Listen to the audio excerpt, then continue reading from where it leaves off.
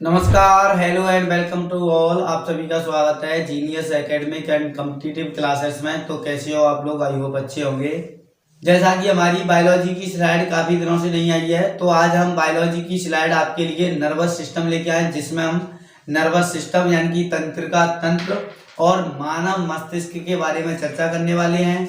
और इस वीडियो से जितने भी आपको जो क्वेश्चन कराए जाएंगे किसी ना किसी एग्जाम में आए हुए होंगे, प्लस इस वीडियो को देखने के बाद आपके जितने भी एग्जाम आगे आने वाले हैं, जैसा कि railway NTPC, Delhi police, group D, सब में इनमें से आपको कोई ना कोई क्वेश्चन देखने के लिए मिल जाएगा। और ये वीडियो आपको नीट लेवल पे भी नीट लेवल के लिए भी हेल्पफुल रहेगी, क्योंकि इसमें से क्वेश्चन नीट लेवल के भी आपके लिए बन जाएंगे, आपको मिल जाएंगे। जैसा कि हमारी इससे पहले काफी स्लाइड जा चुकी हैं, जैसा कि विटामिन की और आपका ब्लड की। यदि आपने वो वीडियो नहीं देखी है तो आई बटन पर क्लिक करके उन वीडियो को भी देख लें, जिससे आपके जो कॉन्सेप्ट हैं वो अच्छे तरीके से क्लियर हो जाए। और जैसा कि आपको पता है, अभी हाल ही में आपका सितंबर माह में आपका नीट का एग्जाम हुआ है, तो वहां से ब्लड में से 2-3 क्वेश्चन उस पोर्शन में आए हुए थे। और जैसा कि आपको बता दूं,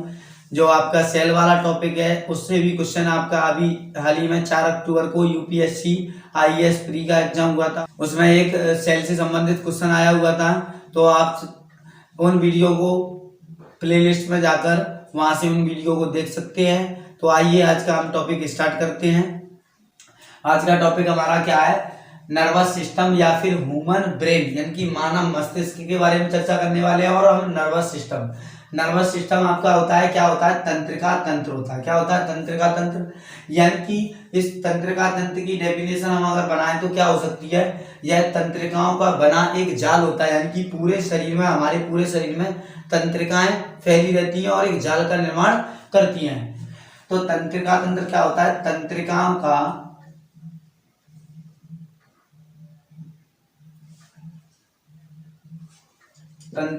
का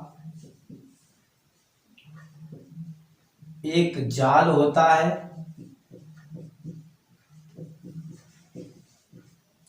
तंत्रिकाओं का एक जाल होता है। तंत्रिका तंत्र क्या है? तंत्रिकाओं का एक जाल होता है। और आपको हमने सेल में बताया था, सेल वाले टॉपिक में, कि सबसे बड़ी कोशिका कौन सी होती है? तो सबसे लंबी कोशिका कौन सी होती है? सबसे लंबी कोशिका आपकी क्या होती है? सबसे लंबी कोशिका तंत्रिका तंत्र की कोशिका होती है। सबसे लंबी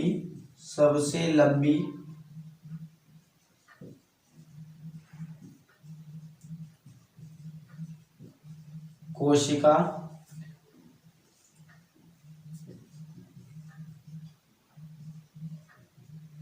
तंत्रिका तंत्र की होती है।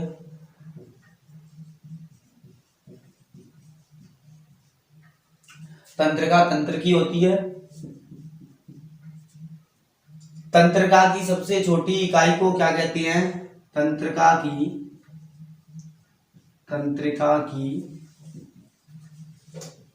सबसे छोटी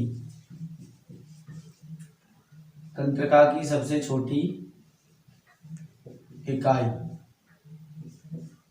तो तंत्रिका की सबसे छोटी इकाई आपकी न्यूरॉन होती है। क्या होती है? न्यूरॉन होती है, जिसको हम बोल सकते हैं न्यूरॉन। ठीक है, न्यूरॉन होती है। यानी कि तंत्रिका तंत्र की सबसे छोटी इकाई आपकी न्यूरॉन होती है। इनकी संख्या हमारे शरीर में, यानी कि संख्या कितनी होती है शरीर में? इनकी संख्या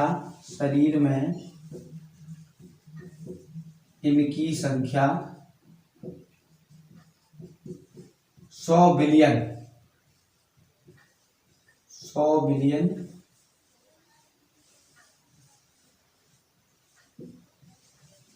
होती है।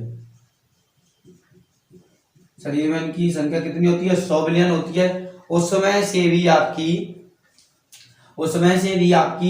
इसमें 10 बिलियन सक्रिय रहती है।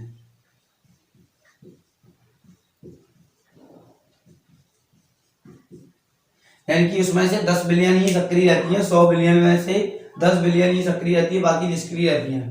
तो तंत्रिका तंत्र क्या होता है? तंत्रिकाओं का एक जाल होता है। तंत्रिकाओं के एक समूह को ही हम क्या बोलते हैं? तंत्रिका तंत्र कहते हैं। सबसे लंबी कोशिका क्या होती है? तंत्रिका तंत्र की कोशिका होती है। सबसे लंबी जो हमारी कोशिका होती है वो कौन सी कोशिका होती है? तंत्रिका तंत्र की कोशिका होती है। तंत्रिका की सबसे छोटी इकाई क्या होती है? न्यूरॉन होती है। और इनकी संख्या हमारे शरीर में कितनी पाई जाती है? इनकी संख्या हमारे शरीर में 100 बिलियन तक होती है, और जिसमें से केवल 10 मिलियन ही जो तंत्रिकाएं सॉरी न्यूरॉन जो होती हैं वो क्या रहती हैं? क्रियाशील रहती हैं या फिर सक्रिय रहती हैं। और यानी कि तंत्रिकाओं के यानी कि नर्वस सिस्टम के अध्ययन को क्या कहते हैं? यानी कि द स्टडी ऑफ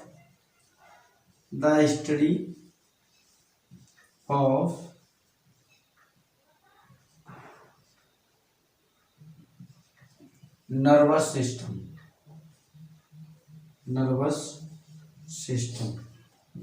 तो the study of nervous system होता है न्यूरोलॉजी।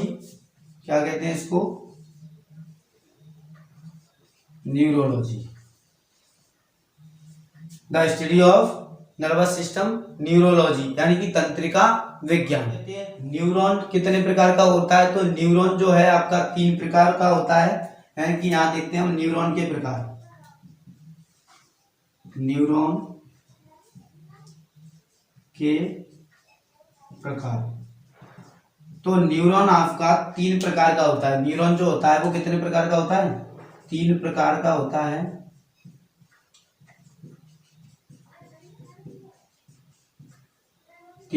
होता है। नंबर 1 साइटोन, एक्सॉन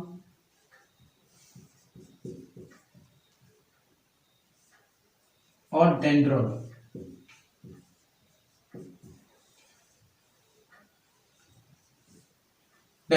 और डेंड्रॉन यानी कि डेंड्रॉन जो होता है, नोट में हम लिख सकते हैं डेंड्रॉन। डेंड्रॉन के जो प्रकार के होते हैं, डेंड्रॉन के प्रकार को डेंड्रॉइड कहते हैं। डेंड्रॉन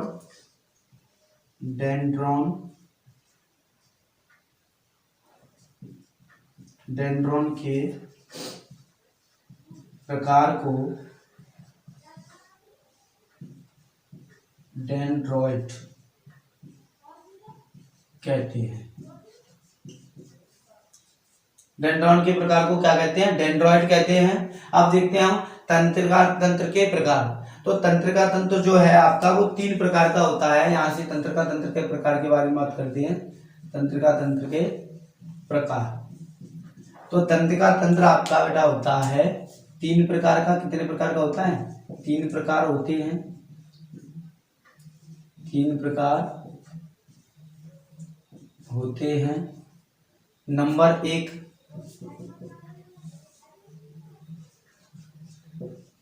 केंद्रीय तंत्रिका तंत्र। नंबर 1 केंद्रीय तंत्रिका तंत्र है। नंबर दूसरा है परिधीय तंत्रिका तंत्र। परिधीय तंत्रिका तंत्र। और नंबर तीसरा है आपका स्वचालित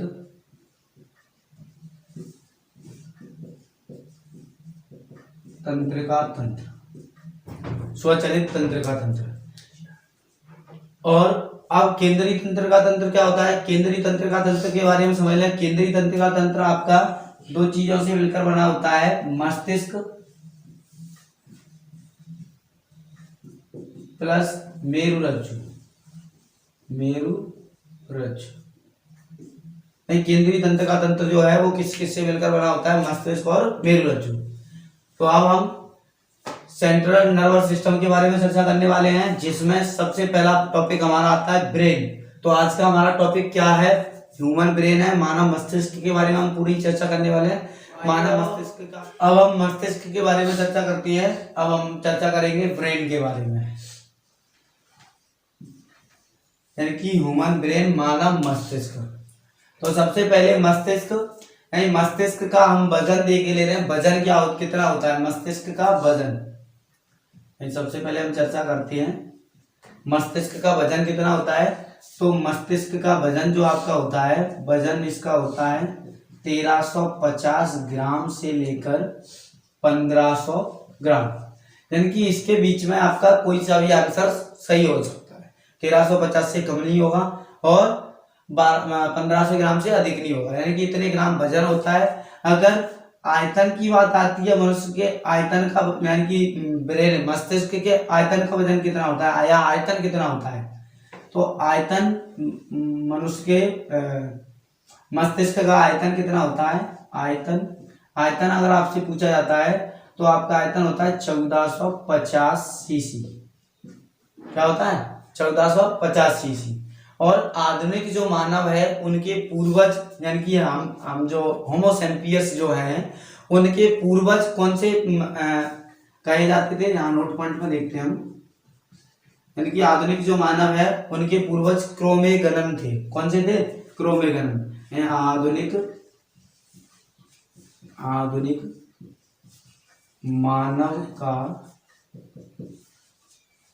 आधुनिक मानव का पूर्वज क्रोमेगनन को मानते हैं। उनकी कपाल गुहा, यानी कि ये आयतन जो चल रहा है वो किसका चल रहा है? कपाल गुहा का। किसका चल रहा है? कपाल गुहा। किसका चल रहा है? यह आयतन होता है कपाल गुहा का। आधुनिक मानव का पूर्वज किसको माना जाता है? आधुनिक मानव का पूर्वज क्रोमेगनन मानव को मानते हैं। उनकी कपाल गुहा का आयतन, उनकी कपाल गुहा का आयतन 1650 सीसी था। अब बात आती है ब्रेन जिस घोल में बंद होता है, यानी कि ब्रेन एक कवर के अंदर बंद होता है, उस कवर को क्या कहते हैं? यानी कि ब्रेन के, यहां देखते हैं हम मस्तिष्क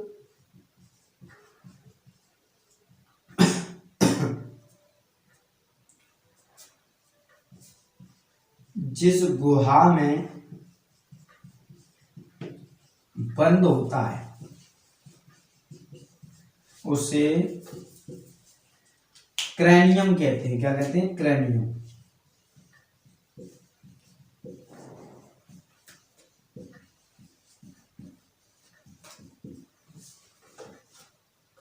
उसे क्रैनियम कहते हैं। अब जो हमारा मस्तिष्क जो होता है उसके ऊपर 3 झिल्लियां पाई जाती हैं, उन्हें क्या कहते हैं? मस्तिष्क के ऊपर कितनी झिल्लियां पाई जाती हैं? 3 झिल्लियां पाई जाती हैं। मस्तिष्क के ऊपर 3 झिल्लियां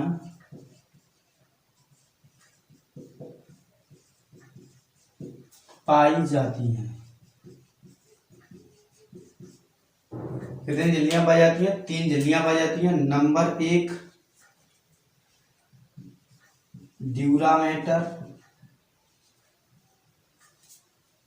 नंबर 2 आपका अरेक्नाइड,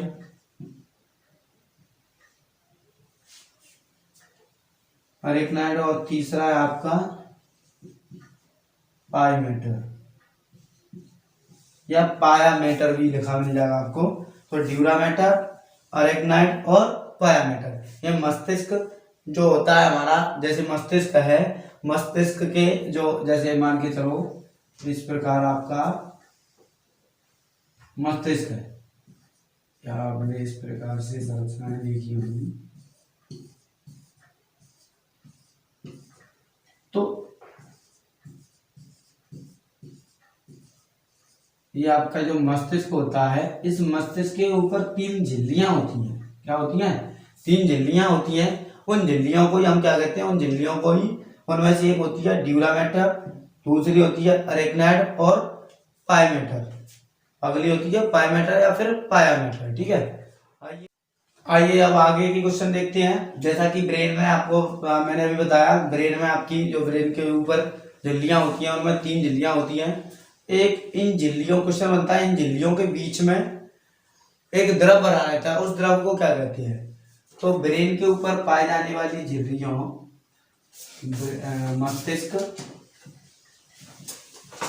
मस्तिष्क के ऊपर पाई जाने वाली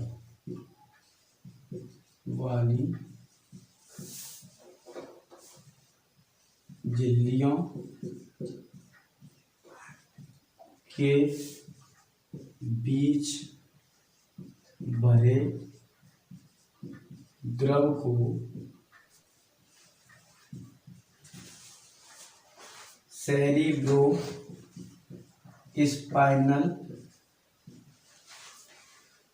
सेरिब्रोस्पाइनल कहते हैं।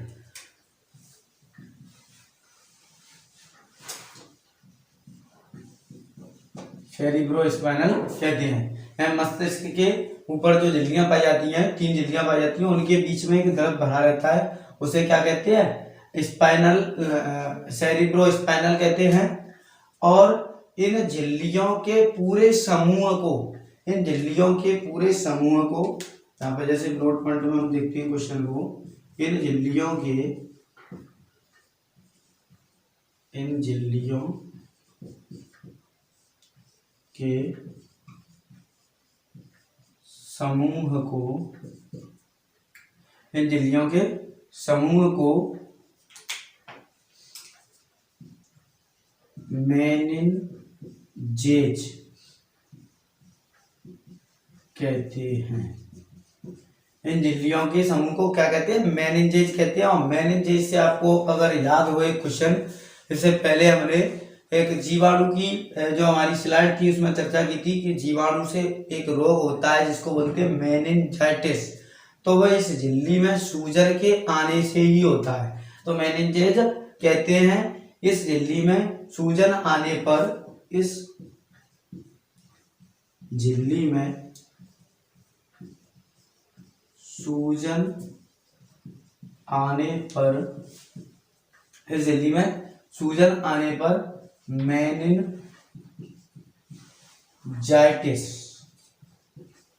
इस झिल्ली में सूजन आने पर मेनिनजाइटिस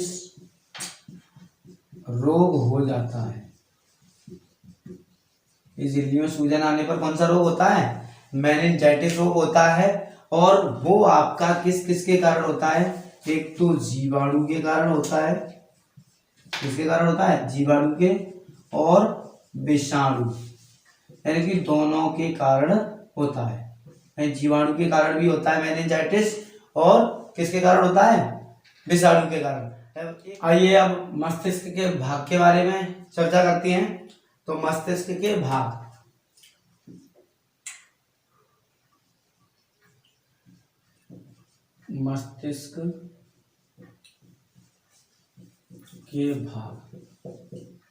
तो मस्तिष्क के 3 भाग होते हैं, यानी जो ब्रेन होता है वो हमारा, उसके कितने पार्ट होते हैं? 3 पार्ट होते हैं। नंबर 1 अग्र मस्तिष्क,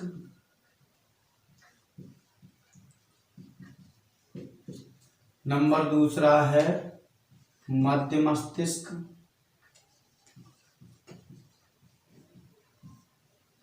नंबर 3 है पश्च मस्तिष्क।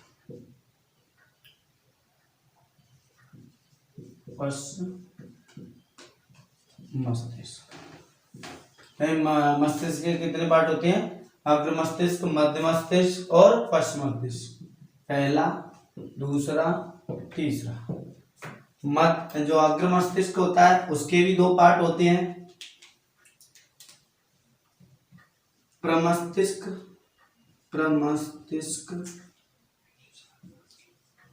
जिसको हम बोलते हैं सेरिब्रम। क्या कहते हैं? सेरिब्रम कहते हैं। यह मानव मस्तिष्क का सबसे विकसित भाग होता है। यह मानव मस्तिष्क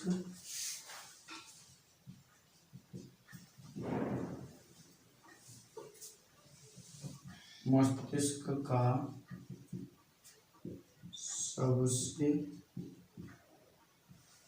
अधिक विकसित भाग होता है। यह मानव मस्तिष्क का सबसे विकसित भाग होता है।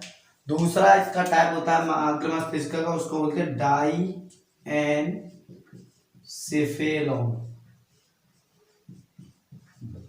क्या कहते हैं, डाइएनसेफेलो।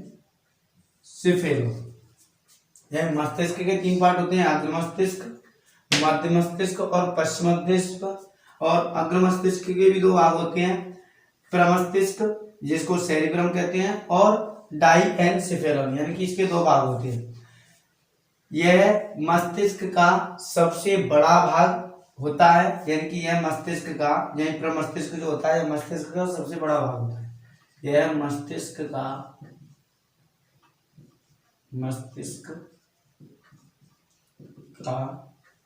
2/3 भाग का है। कितना का है? 2/3 भाग होता है, यानी सबसे बड़ा भाग कह सकते हैं।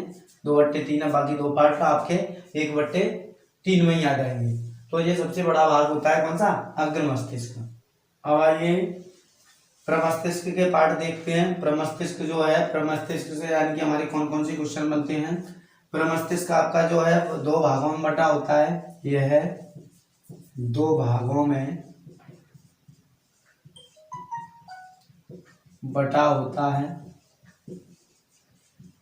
यह 2 भागों में बटा होता है। नंबर 1, यानी कि जैसे हम संरचना बनाएं इस प्रकार, देखिए इसके बीच में थोड़ा सा मटेरियल भरा रहता है, बोल सकते हैं ऐसे पार्ट होते हैं। ठीक है, ऐसे 2 पार्ट में बटा हुआ होता है, यानी 2 भाग होते हैं।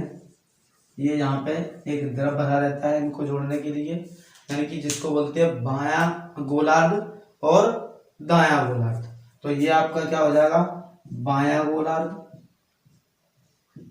बायां गोलार्ध, और ये आपका हो जाएगा दायां गोलार्ध। क्या हो जाएगा? दायां गोलार्ध। यानी कि जो प्रमस्तिष्क होता है वो कितने भागों में बटा हुआ होता है? 2 भागों में बटा हुआ होता है, जिसको क्या बोलते हैं? पहला भाग कौन सा होता है? बायां गोलार्ध। दूसरा भाग होता है दायां गोलार्ध। यानी कि इन दोनों के बीच जो खाली स्थान है उसको क्या कहते हैं? कि इनके बीच, अगला पॉइंट है, इनके बीच जो खाली स्थान रहता है, यानी कि इनके मध्य या फिर बोल सकते हैं बीच की जगह को सल्कस कहते हैं। क्या कहते हैं? सल्कस कहते हैं।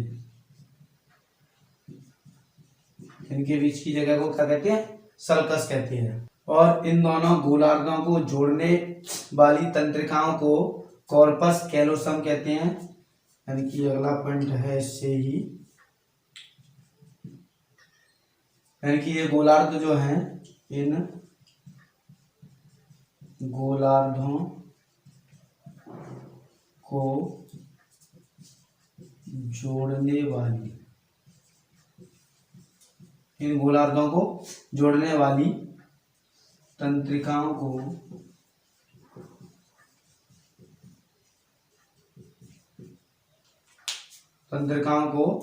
क्या कहते हैं? कॉर्पस कैलोसम, कॉर्पस कैलोसम कहते हैं। इन दोनों गोलार्धों को जोड़ने वाली जो तंत्रिका होती है उन्हें कॉर्पस कैलोसम कहते हैं। और इनके बीच में जो ये उठी हुई संरचना होती है उनको गायरस कहते हैं। यानी कि इनके बीच में, यानी कि इनमें जो उठी संरचना है, इनमें उठी संरचनाओं को गायरस कहते हैं। क्या कहते हैं? गायरस कहते हैं। अब आपका जो प्रमस्तिष्क है, यानी कि जिसको हम बोलते हैं सेरिब्रम, क्या कहते हैं? सेरिब्रम, जिसे क्या कहते हैं? प्रमस्तिष्क। यानी कि प्रमस्तिष्क के ऊपर जो आवरण होता है उसको क्या कहते हैं? प्रमस्तिष्क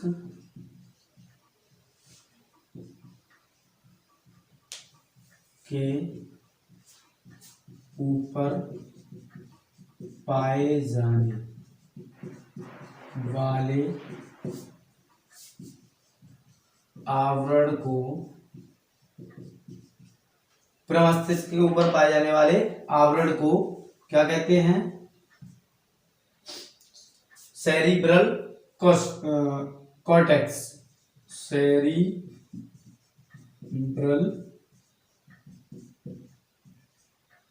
कॉर्टेक्स, सेरिब्रल कॉर्टेक्स कहते हैं। प्रमस्तिष्क के ऊपर जो आवरण पाया जाता है उसे सेरिब्रल कॉर्टेक्स कहते हैं। अब इसके कार्य देखते हैं, इसके कार्य क्या क्या होते हैं। तो इसके कार्य देखते हैं, इसके कार्य क्या होते हैं। ये बुद्धि और चतुराई का केंद्र होता है, इसको क्या कहते हैं? बुद्धि और चतुराई का केंद्र, बुद्धि और चतुराई का केंद्र होता है। और इसका काम क्या होता है? सोचना, सोचने कौमा समझने, सोचने व समझने की शक्ति, यानी कि सोचने और समझने की शक्ति हमें कहां से प्राप्त होती है? प्रमस्तिष्क से। प्रमस्तिष्क का काम क्या होता है? बुद्धि और चतुराई का ये केंद्र होता है। सोचने, समझना, भय, प्रेम और सूंघना कौमा बोलना आदि। अब एक पॉइंट और देखते हैं हम नोट में। एक पॉइंट लिख सकते हो आप नोट में। क्या क्या हमने, यानी कि जो गोलार्ध में बटा हुआ था उसमें से गोलार्ध में क्या था? गायरस और सल्कस। गायरस व सल्कस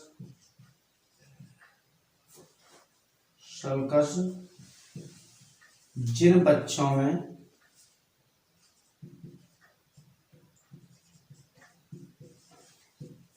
विकसित नहीं होता है,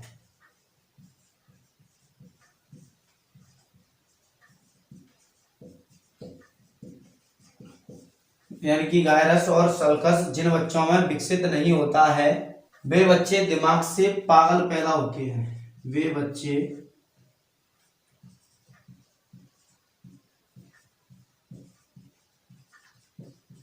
दिमाग से पागल पैदा होते हैं।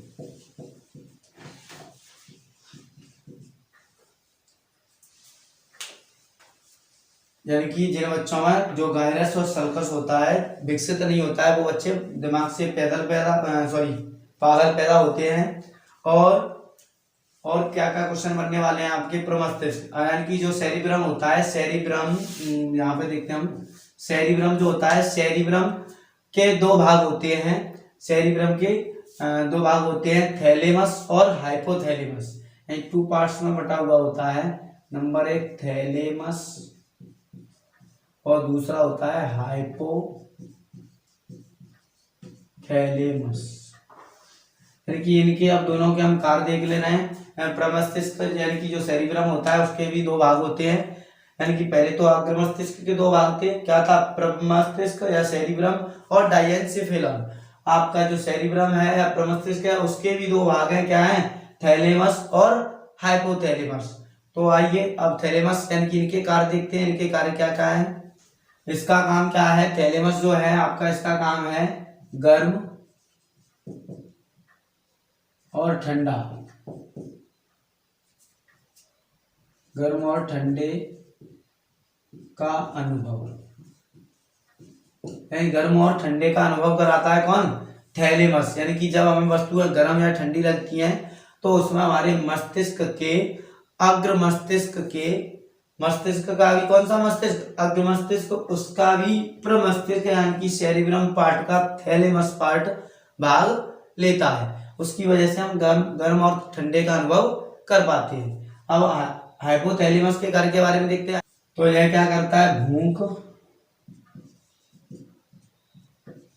प्यास,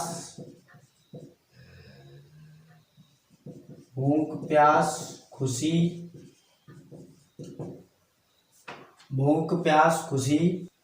कोमा डर, कोमा गुस्सा ताप आदि पर नियंत्रण रखता है। यानी कि इसका काम क्या है, भूख, प्यास, खुशी, डर, गुस्सा, ताप आदि पर क्या रखता है, ये नियंत्रण रखता है। आइए आगे की क्वेश्चन देखते हैं। अब आइए अब देखते हैं हम डाइएनसेफेलॉन के बारे में। डाइएनसेफेलॉन, तो जो डाइएनसेफेलॉन होता है वो भी आपके दो भागों में बटा हुआ होता है। इसके भी दो पार्ट होते हैं। नंबर एक पीयूष ग्रंथि होती है, पीयूष ग्रंथि, जैसे हम मास्टर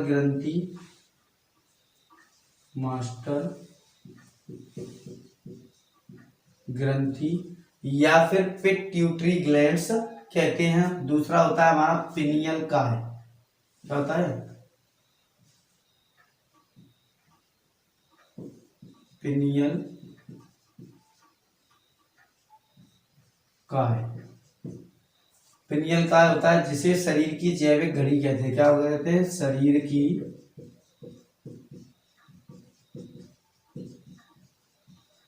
जैविक घड़ी कहते हैं। अब हम देखते हैं मध्य मस्तिष्क। मध्य मस्तिष्क के इसके भी दो पार्ट होते हैं। नंबर एक कार्पोरा क्वाड्रिजेमिन। क्या होता है, कार्पोरा क्वाड्रिजेमिन। और दूसरा भाग होता है सेरिब्रल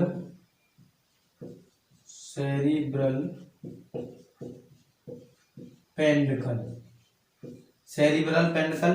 और जो आपका कार्पोरा क्वाड्रिजेमिन होता है, इसमें 4 लोब होते हैं। यानी कि जो लोब पाए जाते हैं मस्तिष्क में, लोब बटे हुए पार्ट होते हैं ऊपर दाएं बाएं। तो इसमें 4 लोब पाए जाते हैं।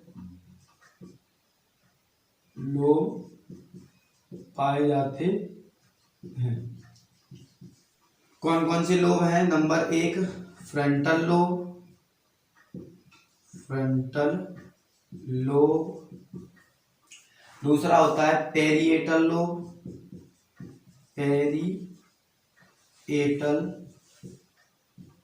लोब, तीसरा आपका होता है ऑक्सीपिटल लोब,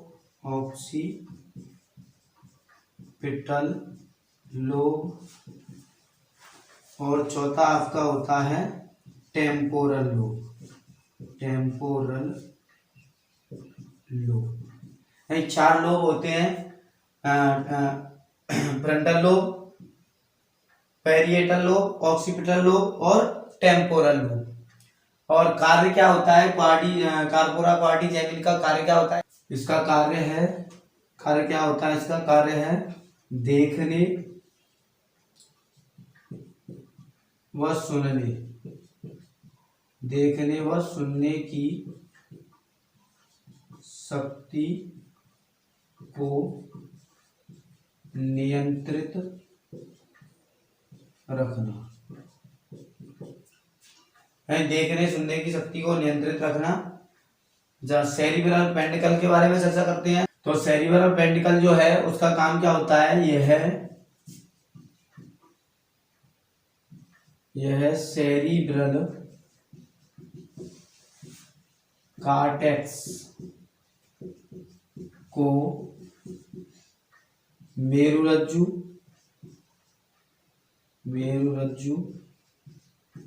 तथा शरीर के अन्य भागों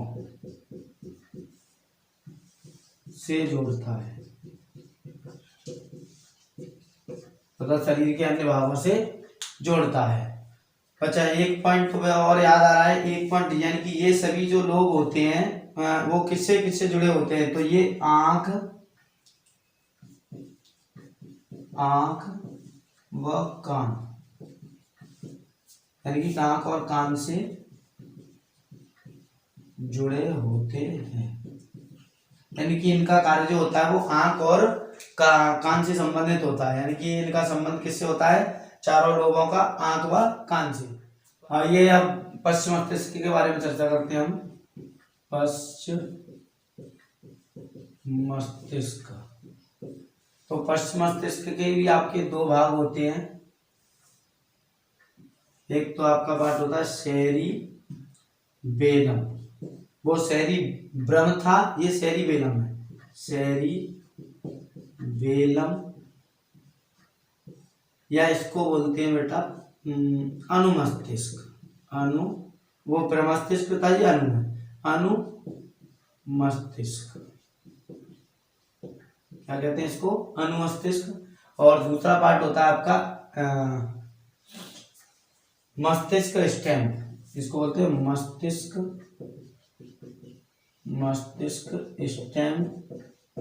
और मस्तिष्क स्टेम भी आपका दो भागों से मिलकर बना होता है। एक भाग होता है इसका आपका पोन्स बेरोलाई, पोन्स बेरोलाई, और अगला पार्ट आपका होता है मेडुला ऑब्लांगेटा। क्या होता है? Medulla oblongata. आइए अब इसके कार्य देखते हैं। इसके कार्य क्या क्या है? शरीर के बाहरी भागों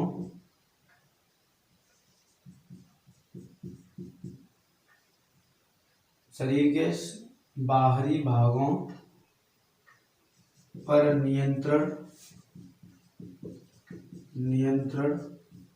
शरीर के बाहरी भागों पर नियंत्रण,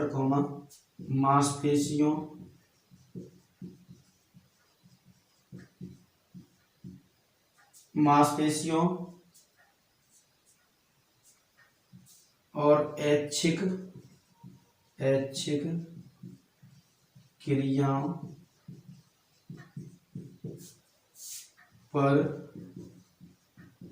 नियंत्रण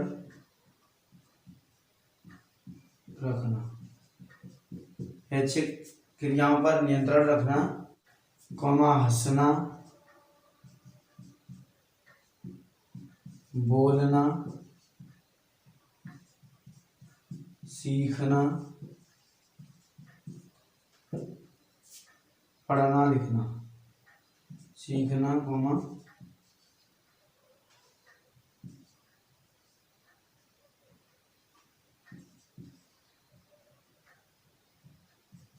पढ़ना लिखना।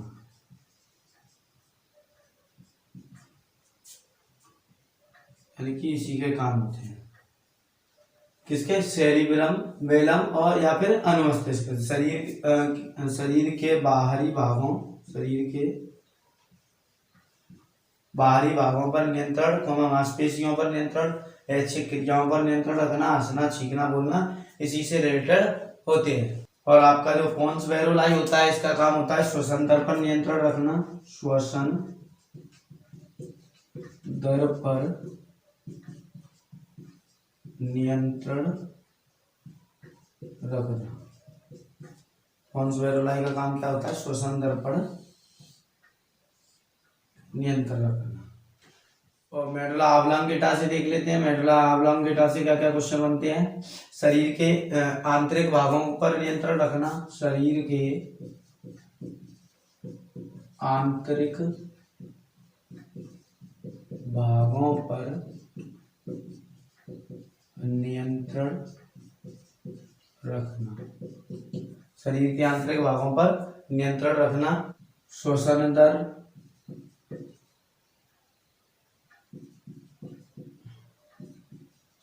दर की गति पर, श्वसन दर की गति पर, रक्तदाब पर, खांसी,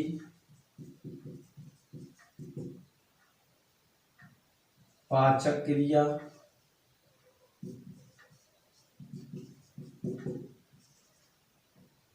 उल्टी आना, यानी कि इन सभी में काम किसका होता है, मेडुला ऑब्लोंगेटा का भाग लेता है। शरीर की आंतरिक भागों पर नियंत्रण रखता है, जैसे श्वसनदर शरीर के आंतरिक भाग श्वसनदर की गति पर, ये श्वसन धरपर करता है वो गति पर, रक्तचाप पर, खांसी पर, पाचक क्रिया पर, उल्टी आना, और बोल सकते हैं उपापचय क्रिया, उपापचय पर, उपापचय और कौमा पाचक क्रिया होगी। तो हमारा ब्रेन वाला टॉपिक यहीं पर समाप्त होता है। तो वीडियो आपको कैसा लगा, अच्छा लगे लाइक करें, कमेंट करें, शेयर जरूर करें, और यदि आप हमारे चैनल पर नए हैं तो चैनल को सब्सक्राइब करें, बेल आइकन को प्रेस करें, जिससे हम कोई भी नया वीडियो अपलोड करते हैं उसका नोटिफिकेशन सबसे पहले आपके पास पहुंच जाए। Thanks for watching.